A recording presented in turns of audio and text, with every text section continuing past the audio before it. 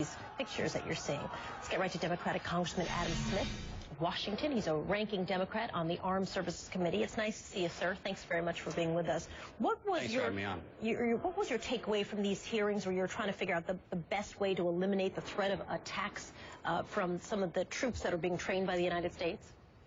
Well, certainly we need to do more in terms of screening who comes into the Afghan National Security Forces, who contracts for them, make sure that we have some background. Second, we need to identify problems sooner, people who look like it could have a potential conflict, and remove them from the situation. But even if you do all that, this is a very, very difficult situation. It's a volatile country, and it's a problem to have almost 100,000 U.S. troops in that country fighting in a war. These conflicts are difficult, and I think it points up the necessity of, as soon as possible, turning over authority for governance and security to the Afghan people and pulling our troops out. It's a very hostile situation, and there is no way to completely solve this kind of problem. Here's what Jay Carney said during a White House press conference. Listen.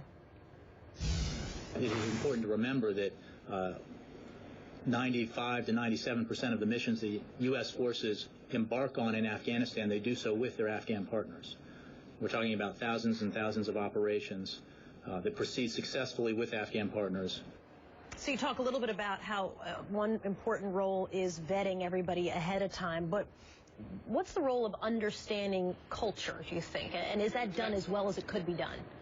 Well, it's important. It's something we've worked on, particularly in the last 2 or 3 years. I've been to training centers in our military bases here in the U.S. that train specifically for that. But look, there's a limitation. I mean, it is a vastly, vastly different culture. And our servicemen and women do an amazing job of understanding it, of working with the local Afghan people, of understanding what their concerns are. But there's no way to perfectly do that. We're talking about two vastly different cultures. And again, I think it points up the need overall to get us to the point where we can get our troops out of that country and turn over responsibility to the Afghan people. But how often, it's a very different and difficult place. When there are attacks, and I think there's something like 42, how often are those attacks based on some kind of sort of Taliban infiltration, and how often is it just almost like a personal conflict?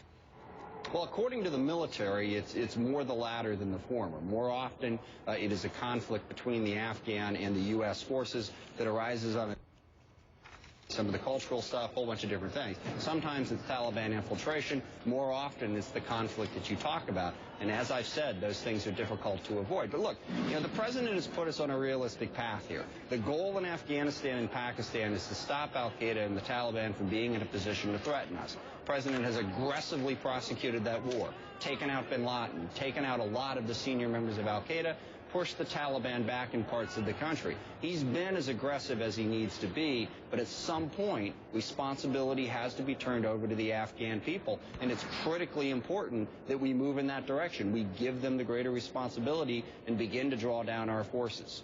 Congressman Adam Smith is a Democrat from the state of Washington. It's nice to see